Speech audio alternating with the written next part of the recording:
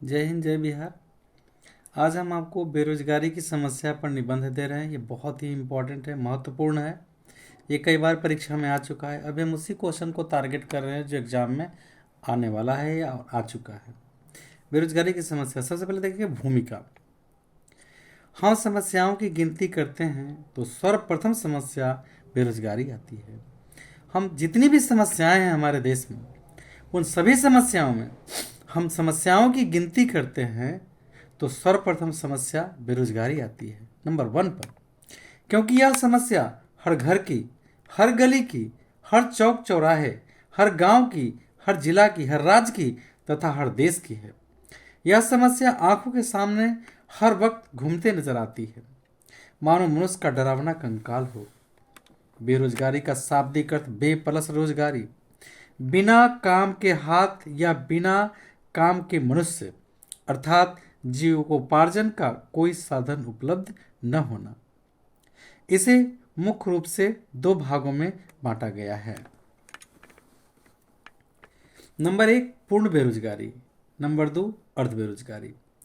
जब पढ़े लिखे व्यक्ति को उसकी योग्यता के अनुसार कोई काम नहीं मिलता, उसे पूर्ण बेरोजगारी कहा जाता है या शिक्षित बेरोजगारी भी कहा जाता है। अनपढ़ व्यक्तियों को भी जब काम नहीं मिलता तो पूर्ण बेरोजगारी की श्रेणी में ही आते हैं। परंतु जब किसी व्यक्ति को कुछ मौसम में काम मिलता है, कुछ मौसम में नहीं मिलता है, उसे अर्ध बेरोजगारी कहते हैं। जैसे ऊनी फैक्ट्री में काम करने वाले मजदूर, जब तक ऊन का गर्म ठंडा का सीजन होता है तब उन्हें काम मिलता है, उसके बाद फैक्ट्री बंद तो काम बंद। गांव के किसान, अब गांव के किसान है, जब फसल रोपना हो तो काम उनको मिलता है, फिर थोड़ी बहुत निराई बराई करनी होती है, थोड़ी सिंचाई करनी होती है कभी कभार, महीने 15 दिन, एक डेढ़ महीने पर, और इसके बाद फसल काटने पर बाकी समय बेकार रहते हैं। पंखा फैक्ट्री में काम करने वाले, जब गर्मी का सीजन आया तो फैक्ट्री चलती है फिर बंद हो जाती है। इस तरह से बेरोजगारी हमारे देश की सबसे बड़ी विकट समस्या है। इसके कारण देश की सामाजिक, आर्थिक और राजनीतिक व्यवस्था अस्त व्यस्त हो जाती है। इस बेरोजगारी के कारण देश की सामाजिक, आर्थिक और राजनीतिक व्यवस्था सब अस्त व्यस्त हो जाती है। सरकार क्या कहती है इस पर? सरकार के दावे। सरकार तो कहती है बेरोजगारी की समस्या पर हमने नियंत्रण कर लिया है, परंतु इसके बड़े बड़े दावे खोखले निकलते हैं।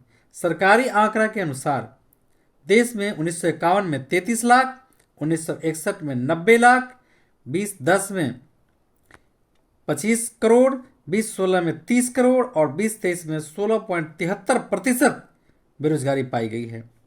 देश में लगभग प्रतिवर्ष 60 लाख लोग बेरोजगार होते हैं। अब इस बेरोजगारी का आम लोगों पर क्या प्रभाव पड़ता है, जरा इसे देखें। आज तीव्र गति से बढ़ रही बेरोजगारी आम लोगों के जीवन में सुनामी से कम नहीं है। आज देश में लूटपाट, चोरी डकैती, हत्या, फिरौती के लिए अपहरण, ये सब बेरोजगारी के कारण हैं। यदि हम सीधे तौर पर कहें तो यह सब यदि हम सीधे तौर पर कहें तो यह कह सकते हैं कि बेरोजगारी ही अपराध और अपराधी की जननी है। आज शिक्षित बेरोजगारी के कारण नवयुवकों में निराशा छा गया है, जिस कारण कुछ लोग आत्महत्या करने के लिए विवश हो जाते हैं। साल 2018 में 12,936 लोगों ने बेरोजगारी के कारण आत्महत्या की थी। सुझाव, इस बेरोजगारी से हम कैसे निजात पा सकते हैं? हमारी तरफ से एक सुझाव है जिस पर ध्यान देना चाहिए। बेरोजगारी से निपटने के लिए सबसे पहले जनसंख्या विस्फोट पर नियंत्रण करना होगा। हम दो हमारे दो नहीं, बल्कि नारा बदलकर हम दो हमारे एक करना होगा। जरा फिर से इसे समझने का प्रयास करें। बेरोजगारी से निपटने के लिए सबसे पहले जनसंख्या विस्फोट पर नियंत्रण करना होगा। जितनी तीव्र गति से जनसंख्या बढ़ रही है, कितने लोगों को, कितने हाथों को काम उपलब्ध कराए जाएंगे।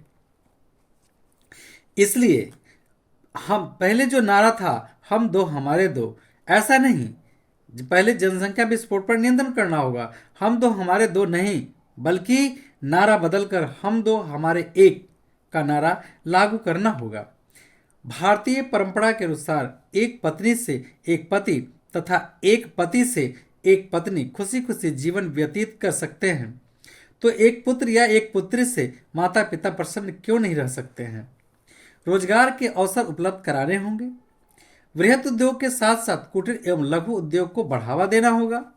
छोटे उद्योग वाले को बिना ब्याज के ऋण उपलब्ध करवा कर नए नए उद्योग स्थापित करने होंगे, जिससे लोगों को आय का स्रोत प्राप्त हो एवं बेरोजगारी से छुटकारा मिल जाए।